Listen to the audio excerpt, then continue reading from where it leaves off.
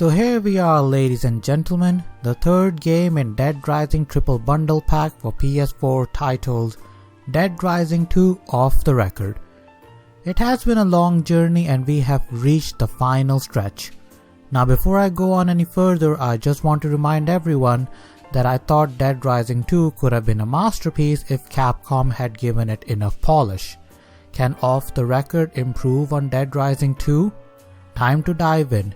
Here is my honest opinion of Dead Rising 2 Off the Record on PS4 in 2021.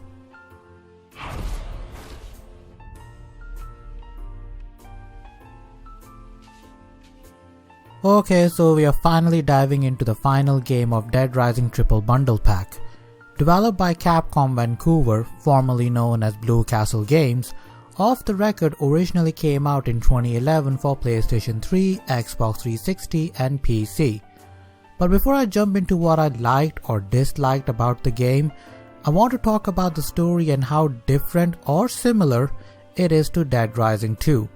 So I want to drop a spoiler warning here. If you don't want Dead Rising 2 or Off the Record to be spoiled for you, jump to the timestamp shown on the screen right now. You have been warned. Off the Record stars the protagonist of the first game, Frank West. After the events of the first game, Frank is somewhat of a celebrity.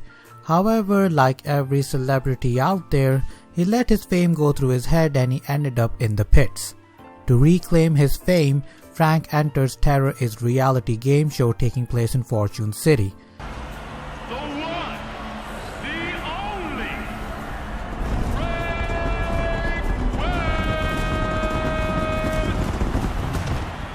After his performance, Frank notices a shady exchange between TK Terror King and a suspicious looking dude who is later revealed to be an activist working for Cure, an organization that deals with humane treatment for zombies. So basically vegans. Not long after that, an outbreak takes place and Frank finds himself surrounded by zombies. Again. He makes his way to a shelter nearby where he meets Stacy Forsyth, leader of the Nevada branch of Cure. Things begin to unravel as Rebecca Chang, a news reporter, reveals that Cure was behind the outbreak. Was attempting to discredit Terror's reality or to shock Americans out of what Cure sees as their complacency. No statement of responsibility has yet been received. Stacy claims that she is being set up and it's up to Frank now to find the truth. I'm telling you, we're being set up. We've been accused of things before, but we don't believe in violence. I'm not saying I believe you. Something's not right here, that's for damn sure. The basic outline of story mode is similar to Dead Rising 2, but with a few changes thrown in to keep the game as fresh as possible for players who played the previous game. For example, in Dead Rising 2, Chuck has to get Zombrex for his daughter. Daddy, I don't feel so good. Katie! Katie! In Off the Record, Frank has to get Zombrex for himself. But there are some other things as well which changes the story a bit. In Dead Rising 2, when Rebecca tells Chuck about his source, I had to battle 2 hot chicks in the club. In Off the Record, when Rebecca sets off to meet her source, she's kidnapped by TK, who asks for $1 million as ransom. TK thanks you for your contribution. When I had the money, I had to make my way to the club for the exchange to happen, and that's when I had to fight the 2 hot chicks. And I don't care how many people I offend by saying this, but these 2 finely crafted 3D models will now be referred to as 2 hot chicks who I would love to be in the middle of. Oh, I need a life. Capcom also changed the ending of the game, which was definitely refreshing to see. In Dead Rising 2, Chuck discovers that Sullivan was a Phenotrans agent and had to fight him at the end. In Off the Record, it is revealed that Stacy is a Phenotrans agent and Frank needs to take her out at the end. The location of the final battle has also been changed. In Dead Rising 2, Chuck fights Sullivan on the roof of Fortune City Plaza. In Off the Record, you fight a gigantic robot controlled by Stacy, and I must add here, Frank delivered 2 of the best lines in the game after beating the boss battle. Newspaper that needs to be taken out to the trash.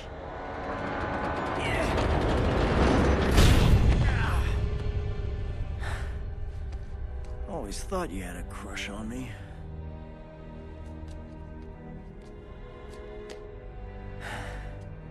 Too bad I don't dig flat chicks. Oh my. I don't mind over-the-top nature of the final boss in Off the Record because Dead Rising had always been an over-the-top game series to begin with. Don't get me wrong, I loved the grounded nature of Dead Rising 2, but I kind of enjoyed Frank West and his little quips throughout the story mode. Things like Frank grabbing a chair and sitting down in a chilled out manner while Stacy is having her little monologue. Frank did bring a little humor to the story and it was refreshing to see that. I found myself enjoying the story mode even though I knew full well where the story was going to go. And that was thanks to Frank West, his charisma, and some changes made by the development team to keep the game as fresh as possible. I believe I need to make a small confession here. I did not like Frank West as a character in the first Dead Rising game. He came across as a bit of a douchebag who's in it for himself. In Off the Record, the story starts off with him being in it for personal glory. But as the story progresses, it becomes less about him reporting on the story and more about him doing the right thing and finding the truth. If this was Frank's redemption story, then it certainly worked. That's great. You sure you were just tanning in there? Oh, and fans of Chuck Green would be delighted to know that he also makes an appearance in Off the Record as a psychopath. If you ever wondered how Chuck would react or what will happen to him if he was not able to get Zombrex for KT in time, well, you'll find out in this game. Right, baby? Now I want to talk about the gameplay here, which is pretty much the same as Dead Rising 2. As always, when you're not playing the story missions or killing zombies, you will be taking on side missions which involve rescuing survivors, taking on missions from already rescued survivors, averting mutinies at your safe house, or killing psychopaths. I want to mention here that new side missions have been added, which include a mission where you have to manage a stage for a singer, and a boss battle with a clown who also happens to be the brother of the clown Frank faced in Willamette. Maybe you've heard of my late brother. Used to work at the Willamette Mall. See, there were witnesses who said he was fighting someone with a camera.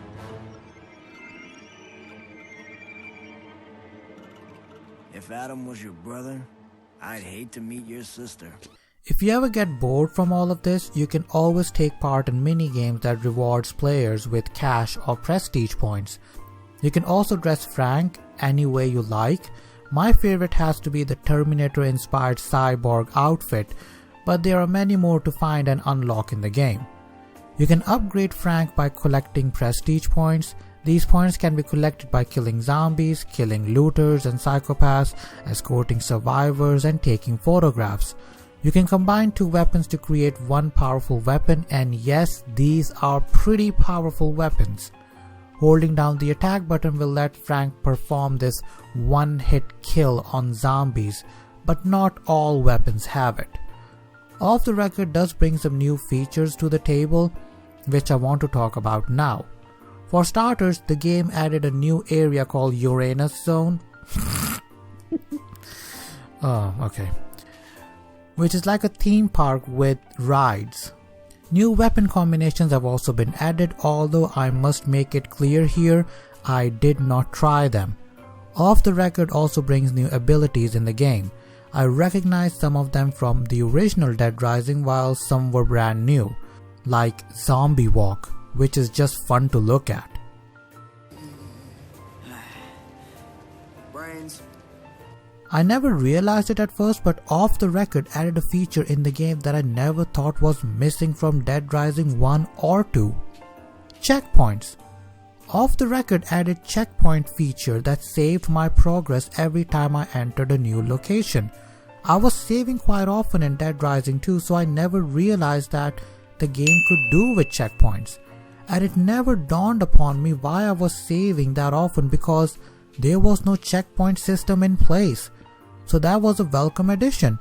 In Dead Rising 1, I had an issue with the way the game failing to inform me how far the survivor needs to be before I could leave the area and move on to the next. Because if the survivor wasn't close enough, they will be left behind and their health will begin to drop. And trust me, it will drop faster than your mom's panties when she gets a good look at me. Dead Rising 2 solved this issue by displaying a door icon under the character's name to show that they will move on to the next area with you. Off the Record went one step further by notifying on my HUD which survivor was further from me. It just made the game a bit more accessible. Since new voiceover was recorded for this game, I heard Stacy more often, which informed me of new missions over the radio. Frank, it looks like there's someone in a mascot costume over by the Kids' Choice clothing in the Palisades. Once again, I never really had any issue with the way notifications worked in Dead Rising 2, but Off the Record simply made it more accessible. Now, Off the Record is not without its faults. Visually, the game looks better than Dead Rising 2. However, there were some pop-in issues and frame rate drops during the game's more graphically intense scenes. For some reason, it was more noticeable when you entered the new area in the game, Uranus Zone. I gotta be professional. The navigational arrow sometimes had a mind of its own. Every time I changed my current objective from the main menu, it took the marker a few good seconds to adjust. Looters, which were not much of an issue in the previous game, ended up becoming a big pain in the backside this time around. In Off the Record, looters chased me relentlessly. They threw Molotovs at me, sprayed me in my face, which gave them the opening to either steal my equipped weapon or some of my cash. But more than that, they were an absolute pain to kill this time around. I could see the developers trying to make them a threat, like The Walking Dead did with the whole "Don't fear the dead, fear the living" tagline. But seriously, these looters were bloody hard to kill. It was an issue made even worse when escorting survivors because these looters will put up a decent chase. For some reason, every time I combined items in the maintenance room, the camera had that shake to it. At first I thought it was because of the clothing I had on Frank, but even when I changed his clothes, that shaky effect was still there. Like the camera was placed awkwardly by the developers and now it was struggling to keep the character in focus. It just gave me a headache, and considering I was combining weapons all the time, I did not want that feeling. I still had no control over the upgrade system, which is such a shame really, because Dead Rising had always been about how you dispatch zombies. And if I want to upgrade my health or increase item stock so I can stay in battles for longer, I should be given that option. But it's the third game in the series and the developers still refuse to let players choose how they want to upgrade Frank. But more than that, the biggest issue I had was that Capcom removed all Playboy posters from the game. Look, I love me some hot women, and when I'm slicing and dicing my way through some zombie horde, it was nice to see some T&A. Now I can understand that having some Playboy posters in the game would require Capcom to sign another partnership with the company, and I get it if they don't want to do it, but why the hell did they remove Lulu? Why? What happened to Lulu? I mean, look at her. When things got tough, I could always take a break and look at Lulu. Her presence will be greatly missed. Hashtag justice for Lulu. So what is my honest opinion of Dead Rising Off the Record? Is it worth playing in 2021? Well, I would say yes. The game is not perfect, it has technical issues and some aspects of game design would probably frustrate some people. But that does not mean it is a bad game. We have had games in recent memory that went on sale incomplete, and here we have a game that feels complete. It has multiple endings, so the replayability is high and the gameplay is quite fun. It is not as graphically impressive as other AAA games on PS4, not including Cyberpunk 2077, but if you look past that, there is a decent game that I think people will find enjoyable. Now there's another subset of questions that I think I need to answer here. is it worth playing if you have already played Dead Rising 2?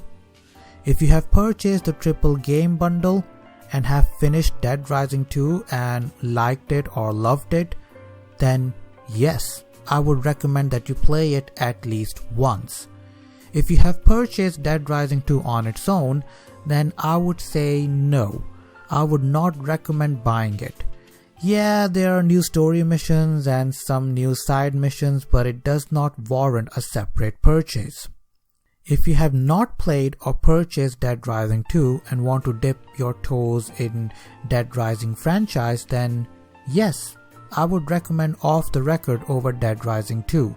Off the Record is available to buy on PSN, Xbox Live Marketplace and Steam. Alright guys, that will be all from me. Hope you enjoyed the video. If you did, please give it a thumbs up. If you want to see more, then hit the subscribe button. I'm a part-time YouTuber, so your engagement with the channel will help me a lot in the long run. Peace out angels and stay awesome.